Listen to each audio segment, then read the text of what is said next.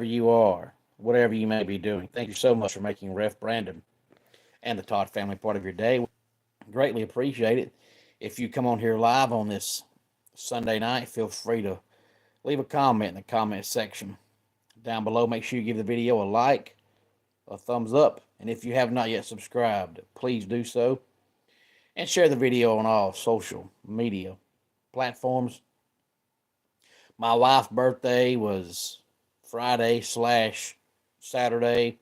She celebrates her birthday 2 days.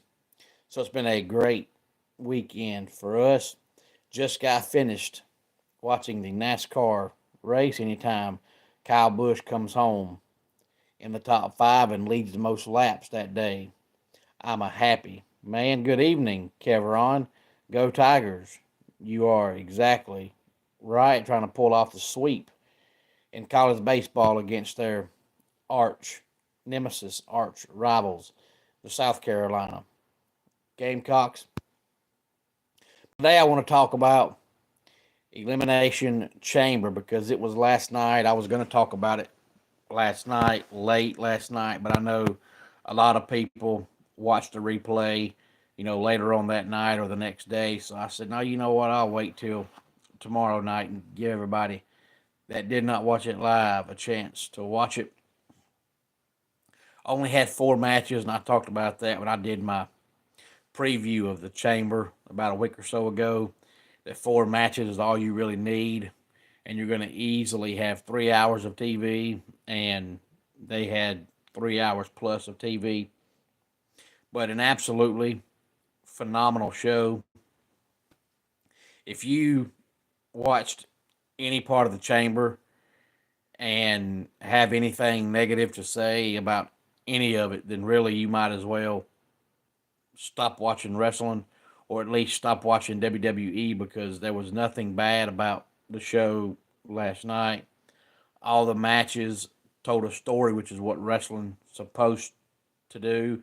Each match is supposed to be a mini movie, and that's what last night was. There was nothing drawn out about it, nothing boring about it, nothing predictable about it. So if you didn't like last night, then either stop watching wrestling or at least WWE because you hate it so much you're just not going to find anything good to say about it.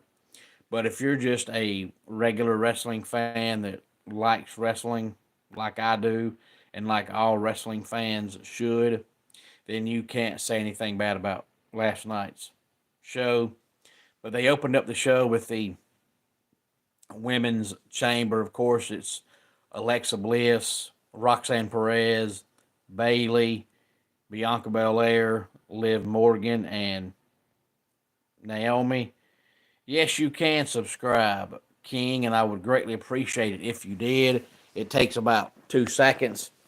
It's absolutely 100% free. It doesn't cost you a dime. Hey there, Pineapple 2. Glad to have you here. And no, Austin, I did not watch AEW. I just don't have enough hours in the day to watch all the wrestling that I would like to watch, especially with 3 small kids. Hey there. I'm not even going to begin to Emma, I think is what it says. Let's go with Emma. If that's wrong, I apologize, but you've got some weird font on your name, so I'm going to think that's Emma if I'm wrong. I apologize. But as soon as the women's chamber started, Jade Cargill comes out. She attacks Naomi, takes Naomi out of the match, and they say she cannot continue, so therefore she is eliminated. And Bianca Belair wins the women's elimination chamber. And then we had the women's tag team match, which was Tiffany Stratton and Trish Stratus against Nia Jax and Candice LeRae. And that match was won by Tiffany Stratton and Trish Stratus. Now I know this is only a short time thing. Matter of fact, they may not ever be a tag team again, especially at Trish's age. She just comes back every now and then. But I got to be honest with you, Tiffany and Trish are not a bad tag team. And then we had Kevin Owens and Sami Zayn facing off for the 14,748th time. Kevin Owens wins in the unsanctioned match. And then in the men's chamber, of course, we had Logan Paul, Damian Priest, CM Punk, John Cena, Drew McIntyre, and Seth Rollins.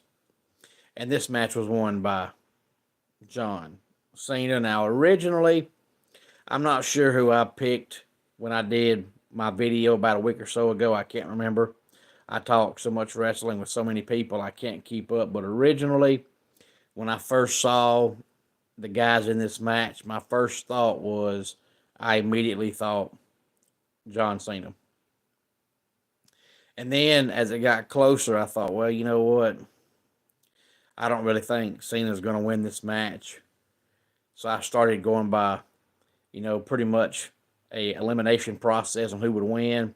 Then The Rock came back. And then when The Rock came back, I said, well, now they'll go in a different direction. They'll change up everybody's, storyline because they didn't expect The Rock to come back. So then I thought Drew McIntyre was going to win. And then John Cena won. But nobody expected the aftermath of what happened after that match. Now, people have been saying for years that Cena was going to eventually turn bad.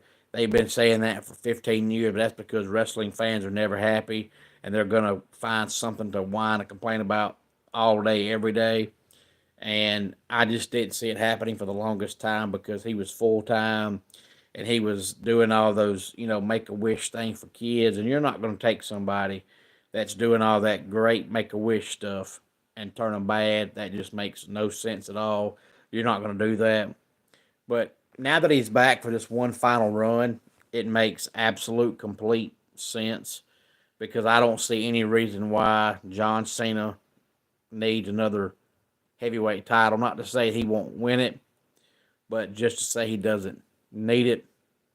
But to what looks like align himself with The Rock is an absolutely amazing idea.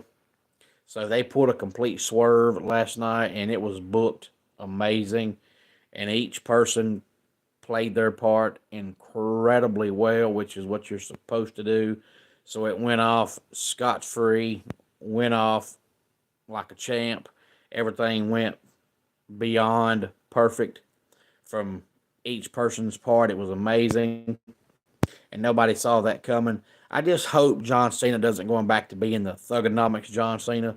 If you want to turn bad, I get that, but you can't be an almost 50-year-old man on TV wearing blue jeans with a big old bald spot and call yourself the Dr. Thugonomics. That just doesn't work. So the turning bad thing is great, but just don't be the Thugonomics. Now, I've never been a John Cena fan. Never have liked him. Still don't like him. But I do like him a little bit more being a bad guy than I do the same boring old John Cena that I was tired of 10 years ago.